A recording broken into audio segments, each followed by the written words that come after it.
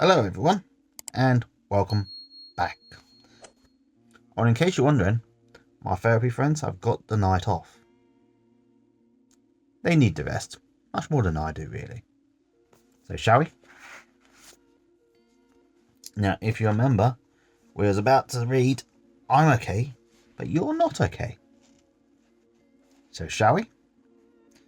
A child who is brutalised long enough by the parents he initially felt were okay will switch positions to the third, or criminal position, I'm okay, you're not okay. There is okayness here, but where does it come from? Where is the source of stroking if you're not okay? This is a difficult question considering that the position is decided in the second or third year of life. If a 2-year-old concludes I'm okay, does this mean his okay is the product of self-stroking?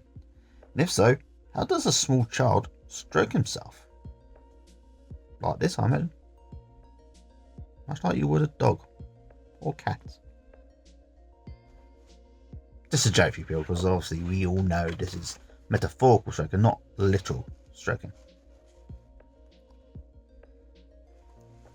I believe this self-stroking does in fact occur during the time that little person is healing from major, painful injuries, such as are inflicted on a youngster who has come to be known as the battered child.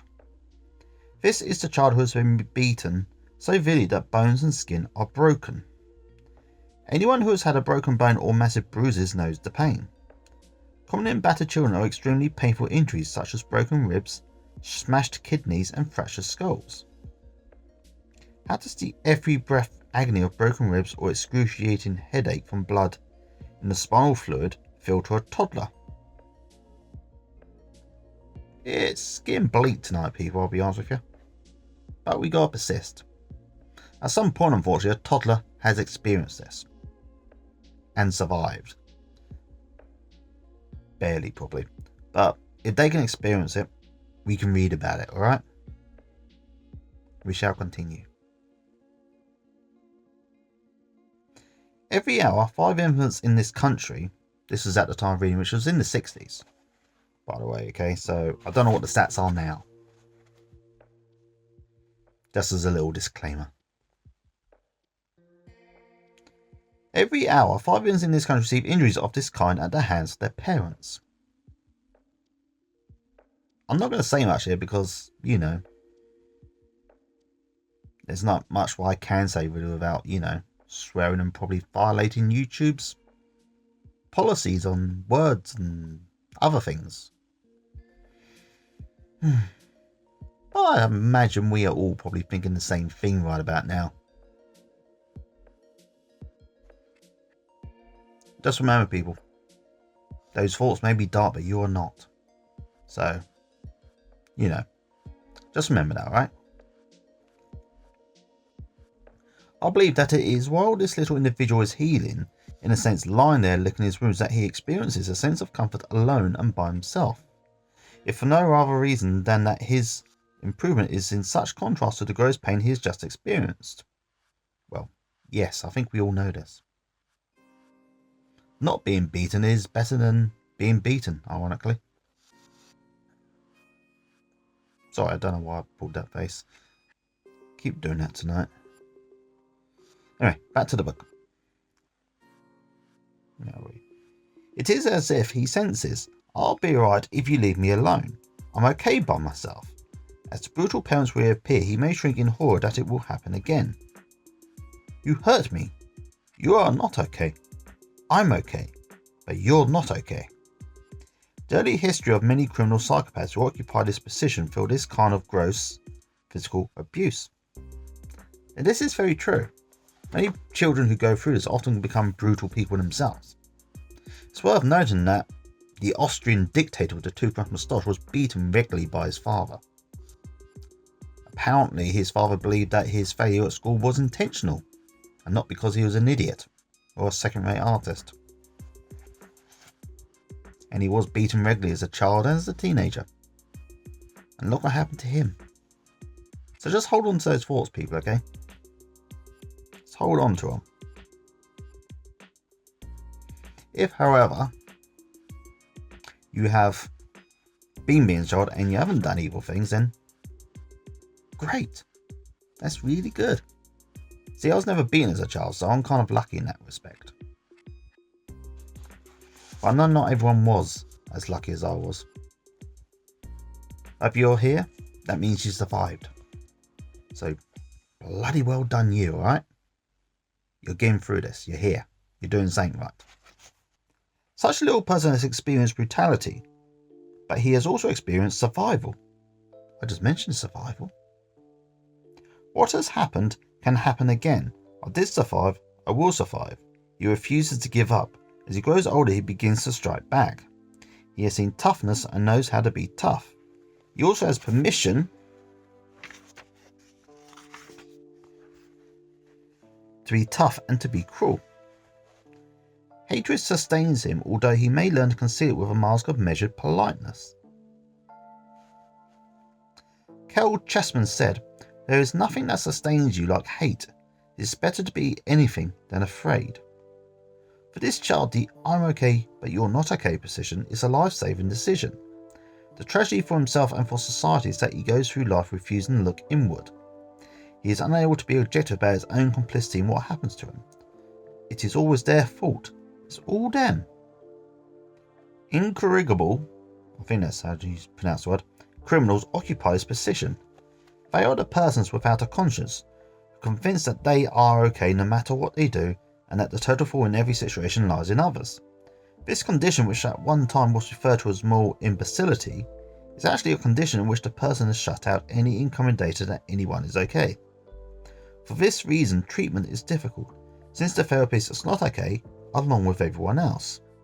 The ultimate expression of this position is homicide, felt by the killer to be justifiable, in the same way that he felt justified in taking the position in the first place. The person in the "I'm okay, you're not okay" position suffers from stroking deprivation. Stroke is only as good as the stroker, and there are no okay people. Therefore, there are no okay strokes. Such a person may develop a retinue of yes men who praise and stroke him heavily. Yet he knows they are not authentic strokes because he has had to set them up himself in the same way he had to produce his own stroking in the first place. The more they praise him, the more despicable they become, until he finally rejects them all in favour of a new group of yes men. "Come close so I can let you have it." It's an old recording. That's the way it was in the beginning. I'm okay, you're okay. There is a fourth position wherein lies our hope. It is the "I'm okay, you're okay" position. There is a qualitative difference between the first three positions and the fourth position. The first three are unconscious, having been made early in life. "I'm not okay, you're okay" came first and persists for most people throughout life. For certain extremely unfortunate children, this position was changed to positions 2 and 3. By the third year of life, one of these positions is fixed in every person.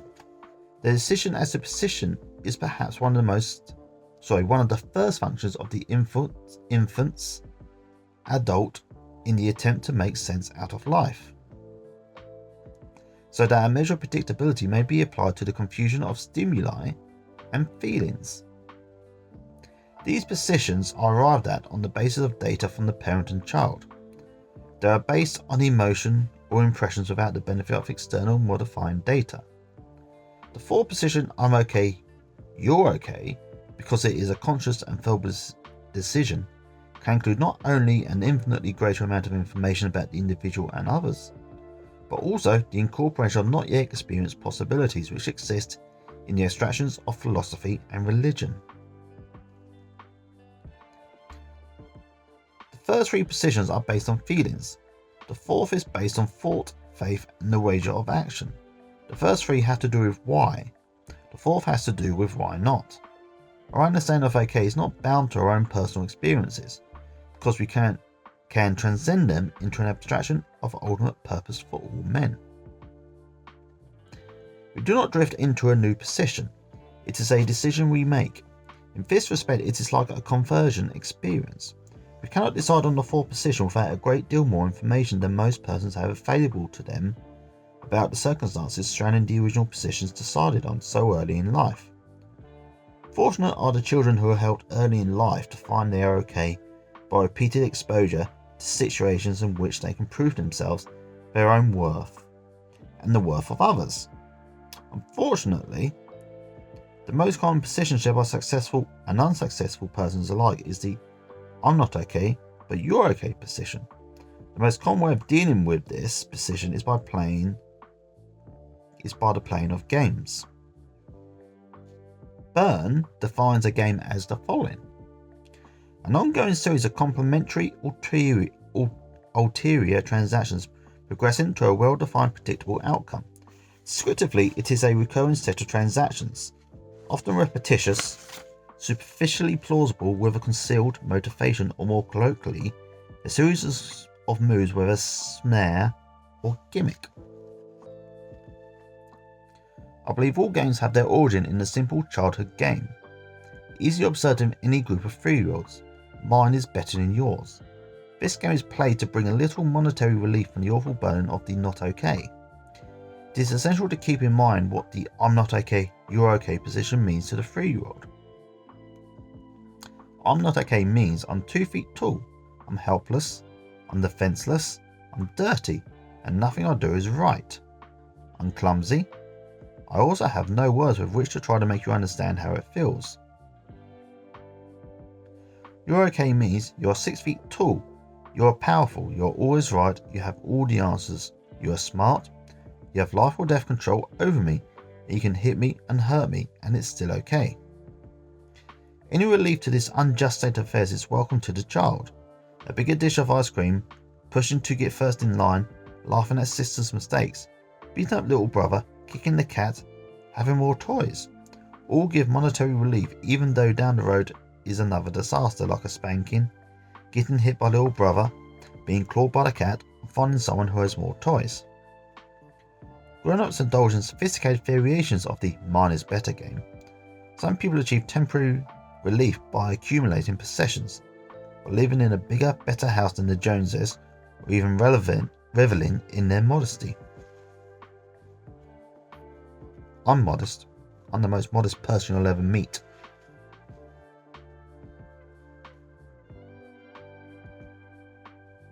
These maneuvers, which are based on what Adler called garden fictions, may provide a welcome relief even though down the road may be a disaster in the form of an oppressive mortgage or consumptive bills, which commit the person to a life of perpetual drudgery. In Chapter 7, games are explained in detail as a misery-producing solution, which compounds the original mystery and confirms the not okay. The aim of this book is to establish that the only way people get well or become okay is to expose the childhood predicament underlying the first 3 positions and prove how current behaviour perpetuates these positions. Finally, it is essential to understand that "I'm okay, you're okay" is a position and not a feeling. The not okay recordings in the child are not erased by a decision in the present. The task at hand is how to cite a collection of recordings which play okay outcomes to transactions. Successes in terms of correct probability estimating, successes in terms of integrated actions which make sense, which are programmed by the adult and not by the parent or child. Success is based on an ethic which can be supported rationally. A man who has lived for many years by the decisions of an emancipated adult has a great collection of such past experiences and can say with assurance, "I know this works. The reason I'm okay, you're okay" works is that instant joy or tranquility is not expected. One day a young divorcee in one of my groups complained angrily, "You and your damned okay bit. I went to a party last night and I decided to be just as nice as could be, and I decided everyone else there was okay. I went up to this woman I know and I said, 'Why don't you come over and have coffee with me sometime?' And she cut me down to 2 feet tall with, 'Well, I would like to, but you know everybody doesn't have time to sit around and gas all day the way you do. It's for the birds. It won't work.'" Personal or social storms are not going to subside immediately when we assume a new position.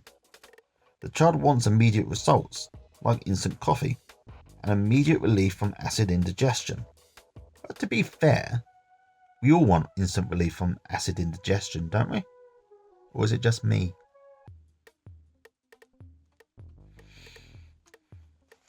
The adult can comprehend that patience and faith are required.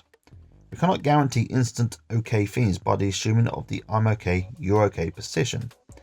We have to be sensitive to the presence of the old recordings, but we can choose to turn them off when they replay in a way that undermines the faith we have in a new way to live, which in time will bring forth new results and new happiness in our living. The adult also can recognise the child's responses in others, and can... Sorry, Saint flew right by me. I'm not going mad. Sorry, let's start that one again. In time will bring forth new results and new happiness in our living. The adult can also recognise the child's responses in others, and can choose not to respond in kind. The change that this entails and how change is possible will be illustrated in the next chapter. And we will be getting to that chapter in the next video. And that is chapter 3 complete. Now, I hope you're learning something from all this, because I think I might be. I just very well might be. And I hope you are too, alright? Until next time, take care of yourselves, everyone. And remember, I love each and every single one of you who's joining me on this journey. And I hope that you reach the destination of your choice on your journey too. So until next time, bye.